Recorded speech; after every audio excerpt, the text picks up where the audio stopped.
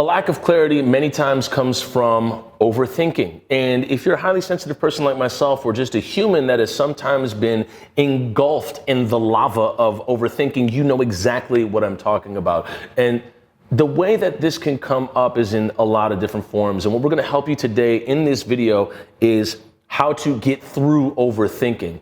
And then better yet, how to approach it and essentially not undo it, because we're not trying to dispel or disappear anything, because you are probably always going to be overthinking something. You're probably always going to be analyzing something. We have the capability to think about our thoughts. We have the ability to think about our abilities, to think about our abilities. It can just go like a mirror facing a mirror. You know what I'm saying? And so that's always going to happen. And we're not here to try to disappear that at all, because you are a human and this is going to continue to happen. But you want clarity, and when you have clarity, you're able to get stuff done. And to get things done, you have to be clear and concise. And to be clear and concise, you have to be really, really, really aware of your thoughts. And an example of all this is analysis paralysis. Many times, as a highly sensitive person, we can get down to the nit and grit of, yeah, but if I do that, then that'll happen. Well, but what if we get into this really, really good storytelling? Because storytelling in film is this happened, therefore that happened, therefore that happened. But then, and it's never just this happened, and then this happened, and then this happened, and then this happened. That's a really poor form of telling a story. With our minds, we're like, but if I do that, therefore that will happen. But maybe then that will happen. And it's all based on the what if. It's all our imaginations really just cranking hard, and we start to buy into it. And it comes to the point that we think about it so much, we don't do anything. We don't do anything. And the story that I'm going to tell you at the end of this, I didn't even know it was happening until I opened an email. I opened a program, and I looked at the date on something, and I was like, oh my goodness. And the first thing, we talked about this in a past video, was having grace for past versions of yourself. And that's going to be important in this. That's going to be very important in dealing with overthinking, because you have to understand there are many versions of yourself that have overthought something. And it's usually out of care, because it wants to take care of you. It doesn't want you to do the wrong thing or the dangerous thing. It wants you to be safe and comfortable. And I say that in all quotes because it's all perspective. It's all very, very relative. So to kick this off, the first thing of the three things, when we talk about overthinking, and you have to figure out the reason why you are overthinking certain things other than others. And if you're overthinking everything, that is the thing to think about as well. That is the thing to consider as well. Don't think about that, but to consider it as well. How many things are you overthinking? I overthought sending out or responding to a certain text for probably a week.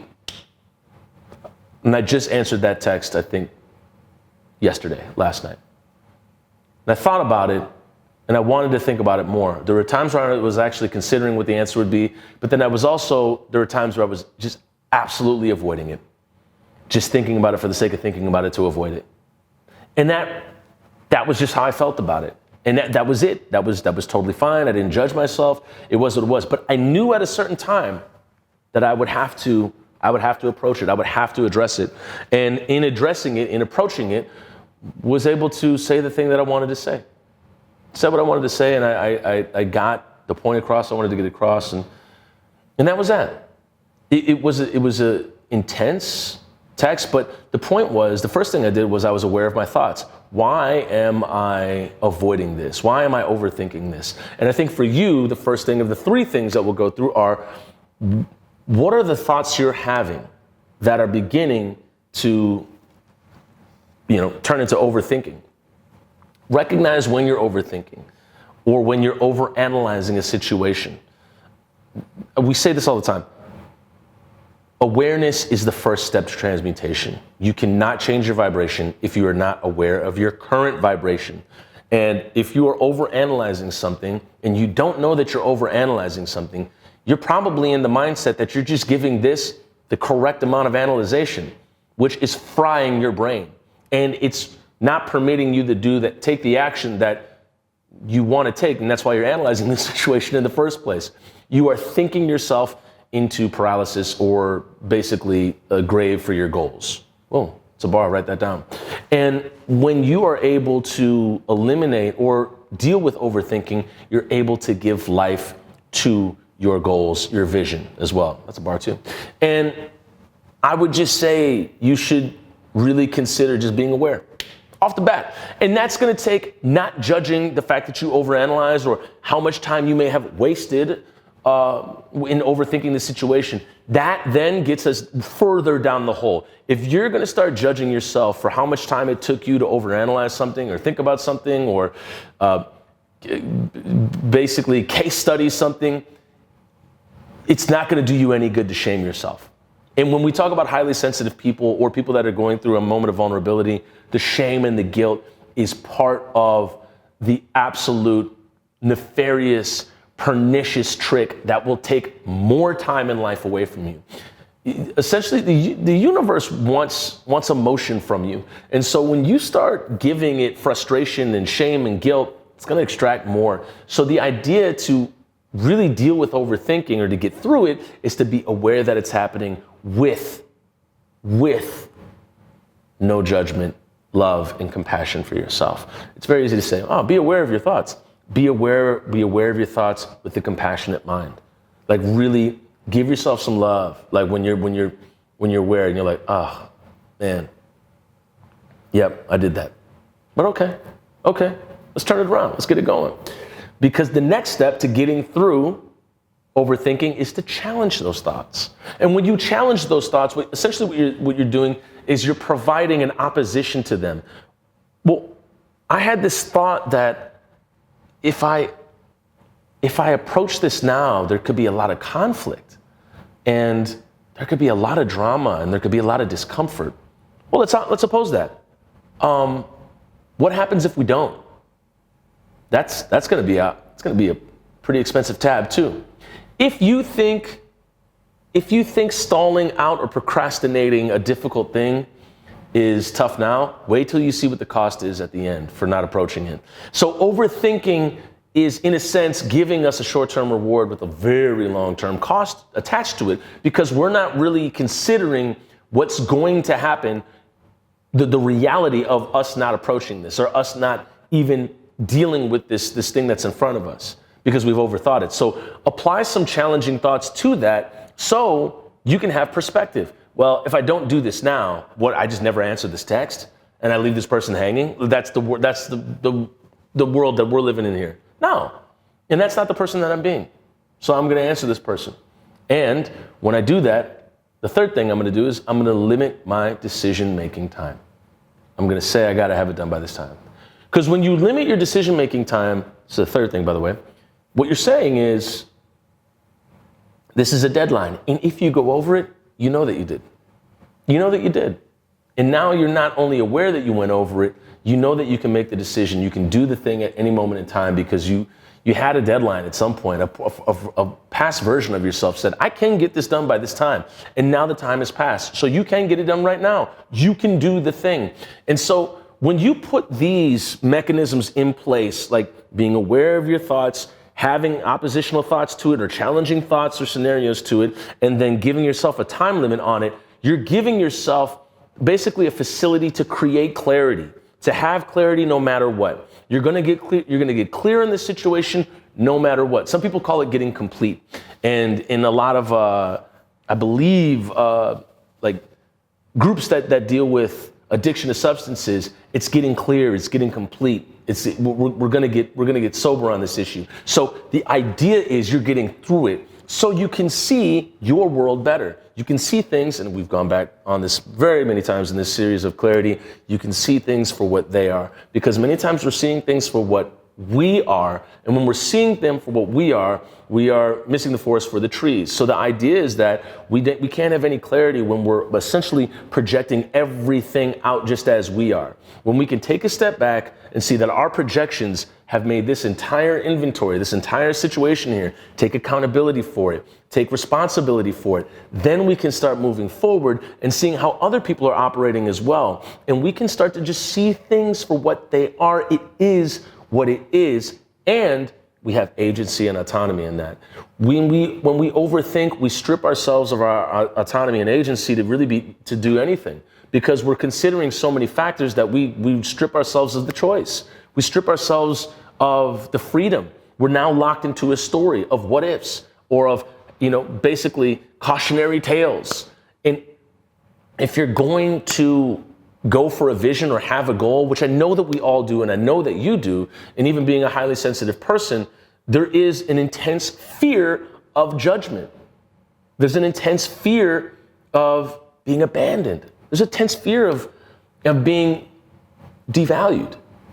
There's this really intense fear of thinking that you won't be enough.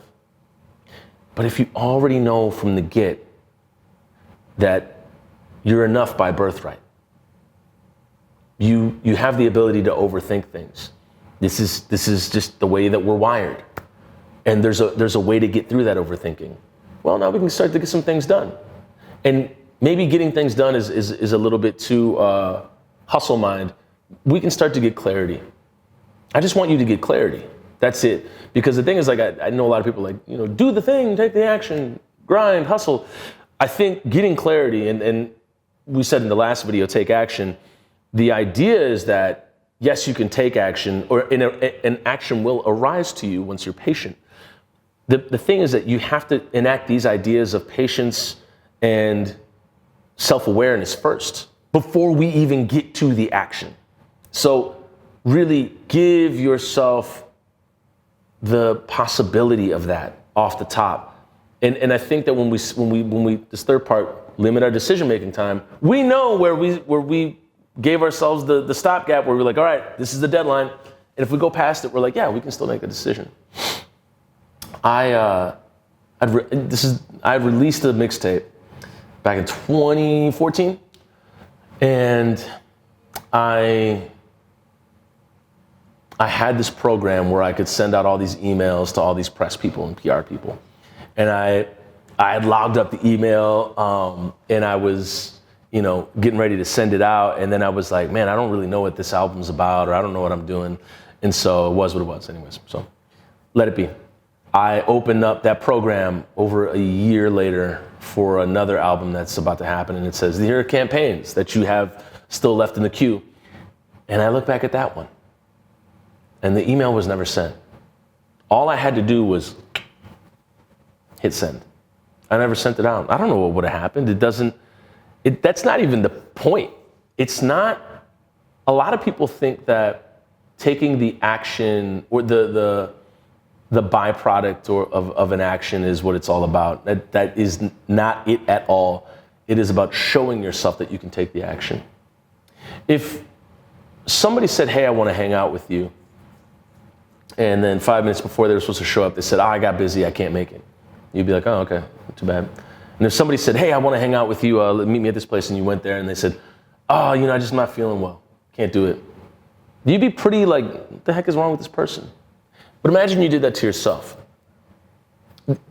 That in and of itself, just that act of overthinking, of overanalysis, continual scrutiny to your goals and actions and plans, just even small plans, you begin to walk yourself into a cyclical